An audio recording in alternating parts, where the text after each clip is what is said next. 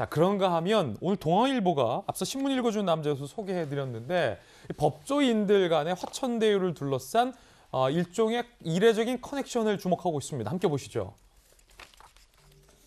대장동 로비 피고인과 검사장의 한배? 이게 무슨 얘기일까요? 남모 변호사가 등장합니다. 이 남모 변호사는 2015년에 대장동 비리 의혹 사건으로 검찰로부터 구속 기소된 인물입니다. 민간 사업체로부터 로비 자금 8억 3천만 원을 받았다는 혐의입니다. 그리고 이 남모 변호사를 구속한 수원지검, 그 수원지검장은 강찬우 당시 전 검사장이었습니다. 그러니까 강찬우 전 검사장은 잡아들인 수원지검의 수장이었고 남모 변호사는 구속 기소된 피고인이었던 거죠. 그런데 이후에 어떻게 됐냐? 남모 변호사는 화천대유 관계사로 알려진 천화동인을 4호 소유자, 강찬우 전 검사장은 화천대유의 자문 변호사로 이후에 3년간 활약을 했던 사실. 결국 검사와 피고인이 연관된 회사에서 소유자와 자문 변호사로 활약을 했다는 거예요. 강찬우 전 검사장의 해명은 남모 변호사 구속과 화천대유 자문은 별개 사안이다. 내 소속 법인이 계약한 것이고 나는 담당 변호사다. 해명을 하고 있습니다. 정혁진 변호사님. 네네. 물론 이 남모 변호사가 무죄를 선고받았습니다만 네. 당시 수원지검 검찰은 나쁜 사람으로 보고 구속까지 시켰는데 그 이후에 공교롭게도 이게 한 배를 탄 모양새가 됐네요. 구속 기소했다라고 하는 것은 그때 혐의가 아주 강하다라고 생각을 해가지고 구속 기소를 한 거죠. 그런데 공소 유지가 제대로 이루어지지 않았거나 처음부터 수사를 잘못했기 때문에 무죄가 나온 거죠.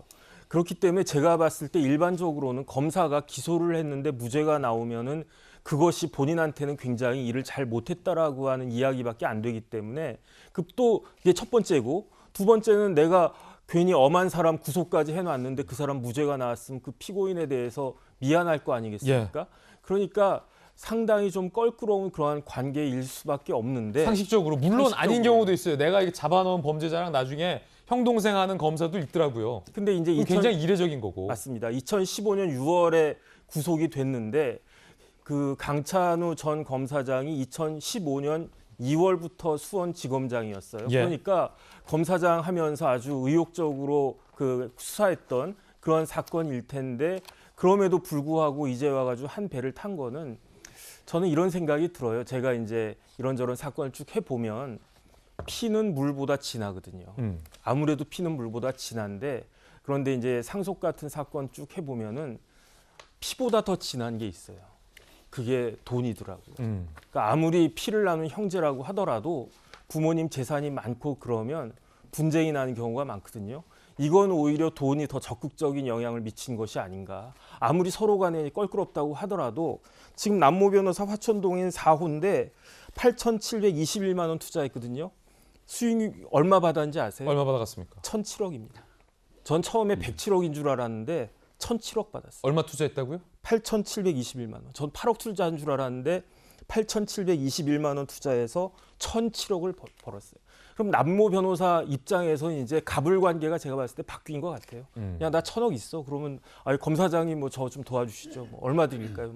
몇 억 정도 드리면 될까요? 그거는 굉장히 위험한 추정과 가정의 개인적 견해라는 말씀 드리겠고, 그거는 그 다음에 여기에 아직 제가, 뭐 드러난 건 없어요.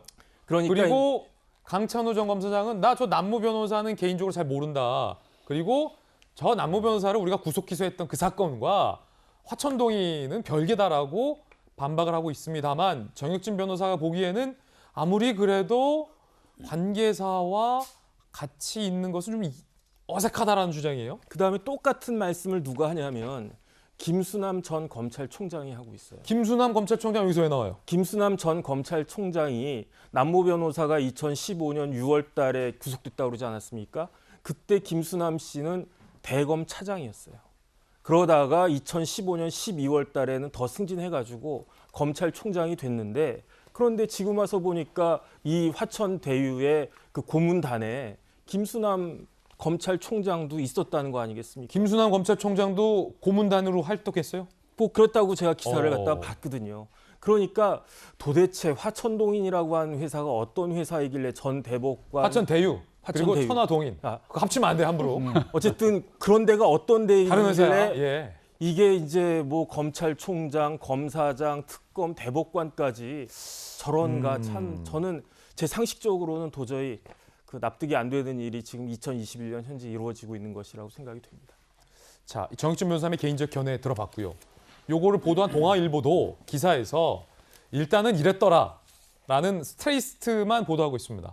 그러니까 남모 변호사는 구속 기소됐었고 강정 검사장은 그거를 구속했었던 주도했었던 수원지검장이었는데 공교롭게 같은 화천대유 관계사와 고문과 이제 투자자로 있더라라는 관계까지만 동아일보도 보도하고 있고 그 이후에 해석은 동아일보도 하지 않고 있는 그런 상황입니다. 어쨌든 굉장히 좀 이례적인 관계인 것만큼으로 보이니까 이 부분에 대한 추후 규명도 좀 필요해 보이는데 하태경 예비 후보는요. 이 관계자들 빨리 출국 금지시켜야 된다라고 주장했습니다. 함께 들어보시죠. 이 사건이 심각한 게 지금 천화동인 소유주라고 이제 명단이 나왔잖아요. 나왔습니다. 관련자들 예. 이분들이 한 분씩 보면 사라지고 있어요. 그래서 빨리 출국 금지를 해야 돼요. 뭐 저한테 제보 온 것 중에는 어떤 분은 뭐 미국 이미 도피한 것 같다라는 뭐 제보가 온 것도 있고요. 아, 7명 제보가 왔습니까? 천화동인 1, 2, 3, 4, 5, 6, 7 중에 한 사람이 해외 도피 했다는 얘기를 들었다. 그렇죠. 예. 같은 변호사업계에 있는 분이어가지고 출국은 빨리 정지를 시키는 게 수사를 위해서 필요할 것 같다는 생각이 들고요. 아니 일단 수사가 시작됐는데 핵심 관계자가 해외로 출국하면은 수사가 좀 안 될 것 같은데 하태경 의원의 요 주장 사실입니까? 네, 이게 어제 오전 라디오에서 하태경 의원이 주장을 했고 또 언론에서 많은 취재들을 통해서 지금 보고 있는 천화동인 1호부터 7호까지 있는 인물 중에 법조인, 특히 대장동 개발 의혹에 핵심적으로 들어가 있던 인물인 남 변호사 우리가 얘기를 하고 있었는데 해외로 출국한 것으로 지금 현재 보도가 되고 있는 아 상황입니다. 그래요? 예. 그러다 보니까 이 사건의 핵심 인물 중에 우리가 조금 전에 다뤘던 건 유동규 전 본부장 느닷없이 전화번호를 바꾸고 연락이 두절되고 예. 그리고 사건의 진실을 밝히기 위해서 노력을 해야 되는데 갑자기 사라지게 되는 상황들이 연출됩니다. 지금 강제 수사가 진행이 되고 있다라고 하는 소식을 듣지 못했죠. 현금 인출이 이 화천대유 회사로부터 수십억이 인출됐던 문제들을 인지했기 때문에 여기에 대해 내사에 들어갔다는데 이럴 경우는 수개월 내사에 들어가는 것이 아니라 문제가 있으면 증거 인멸에 나서지 못하도록 신속한 강제 수사가 진행되는 것이 상식 아닌가요? 만약에 이 문제를 언론에서 보도하고 지금 추석 연휴를 달구면서 많은 국민들의 관심이 쏟아지지 않았다면 이거 지금 강제 수사가 들어갈 가능성이 있었을까라고 하는 의구심이 짙어집니다.